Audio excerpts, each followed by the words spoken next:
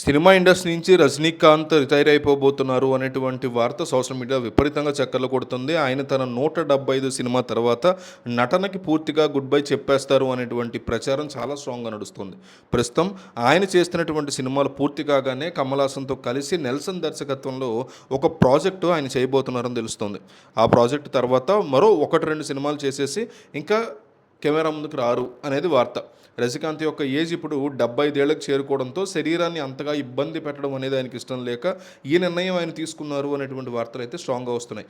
అలాగే సినిమాలో కేవలం తండ్రి పాత్ర లేదా సపోర్టింగ్ రోల్స్ చేయడం ఆయనకి ఏమాత్రం ఇష్టం లేని వ్యవహారం అంటున్నారు.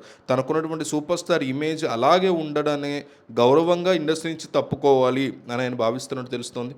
రజనీకాంత్ రిటైర్మెంట్ వార్తలతో తమిళ సినిమా ఇండస్ట్రీ యొక్క భవిష్యత్తు చాలా కన్ఫ్యూజన్లో పడిందని చెప్పుకోవచ్చు. ఇప్పటికే అక్కడ స్టార్ హీరో విజయ్ దళపతి సినిమాలకి పూర్తిగా వదిలేసి రాజకీయాల్లోకి వెళ్ళిపోయి సీఎం కూడా అయిపోయారు, బిజీ అయిపోయారు. ఆయన ఏకంగా ముఖ్యమంత్రి స్థానాన్ని ఎన్నుకోవడంతో మళ్ళీ సినిమాల్లోకి వచ్చేటువంటి ఛాన్స్ చాలా చాలా తక్కువ. మరో సీనియర్ నటుడు కమల్ హాసన్ మార్కెట్ విక్రమ్ సినిమాతో కొంచెం బెటర్ అయినా ఆ తర్వాత వచ్చినటువంటి ఇండియన్ 2 సినిమాతో మళ్ళీ డిజాస్టర్స్గా పడిపోయింది. అజిత్ విషయానికి వస్తే అతని మార్కెట్ కేవలం ఒక 200 క్రోర్స్ వరకే లిమిట్ ఉంది. కానీ ఆయన రెమ్యునరేషన్ కూడా 200 కోట్లు అడుగుతూ ఉండడంతో ప్రొడ్యూసర్స్ ఆయనతో సినిమా చేయడానికి ముందుకు వచ్చేటువంటి సిచ్యువేషన్ అయితే లేదు. ప్రస్తుతం అజిత్ సినిమాల కంటే రేసింగ్ మీద, ప్యాషన్ మీద, ఇతరత్ర విషయాల మీద ఇంట్రెస్ట్ ఉన్నాడు. సూర్య పరిస్థితి కూడా అట్లాగే ఉంది ఆ ప్రాంతంలో. కరప్పు సినిమాతో కాస్త కోలుకున్నాడు అనిపిస్తే కంగువా లాంటి భారీ బడ్జెట్ సినిమాలు బాక్స్ ఆఫీస్ దగ్గర ఆశించిన స్థాయిలో కలెక్షన్లు రాబట్టలేకపోవడంతో చాలా ఇబ్బంది పడుతున్నాడు. విజయ్ దళపతి తర్వాత ఆ రేంజ్ హీరో అనుకున్నటువంటి శివకార్తికేయన్ చేసినటువంటి పరాశక్తి లాంటి సినిమాలు డిజాస్ట్రస్గా మిగిలిపోతున్నాయి. ధనుష్ అయితే ఏడాదికి 4 సినిమాలు తీస్తున్నా అందులో మార్కెట్ అనేది ఒక 50-100 కోట్ల లోపే ఉంది. కార్తీ, జయం రవి, విజయ్ సేతుపతి ఇలాంటి వాళ్ళ యొక్క గ్రాఫ్ కూడా ఇండస్ట్రీని ఒంటరిగా నడిపించేటువంటి స్థాయి లేదు విజయ్ లాగా లేకపోతే రజనీకాంత్ లాగా. తమిళ ఇండస్ట్రీతో పోలిస్తే తెలుగు ఇండస్ట్రీ చాలా పరిష్టిష్టంగా చాలా సేఫ్గా ఉందని చెప్పుకోవచ్చు. టాలీవుడ్లో చిరంజీవి, బాలకృష్ణ, నాగార్జున, వెంకటేష్ అంటే ఇంత పెద్ద సీనియర్ నటులు బాక్స్ ఆఫీస్ దగ్గర 100 కోట్ల కలెక్షన్స్ ఇప్పటికీ కొల్లగొడుతూ ఇండస్ట్రీని ముందుండి వీళ్ళు నడిపించగలుగుతున్నారు.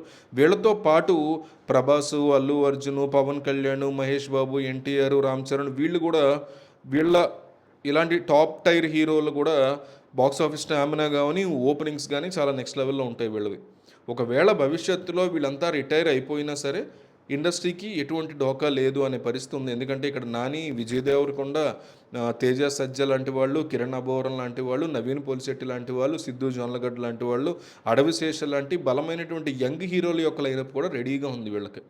సో రాబోయే 20 ఏళ్ల వరకు తెలుగు సినిమా ఇండస్ట్రీకి తిరుగులేదు అనేది డెఫినెట్లీ మనం చెప్పుకోవచ్చు. రజనీకాంత్ రిటైర్మెంట్ తర్వాత కాలీవుడ్ పరిస్థితి ఏంటి అనేది చూడాలి. ఆయన కనుక దూరం అయిపోతే తమిళ ఇండస్ట్రీని కాపాడేటువంటి రాదుడే లేకుండా పోయే ప్రమాదం అయితే డెఫినెట్లీ ఉంది.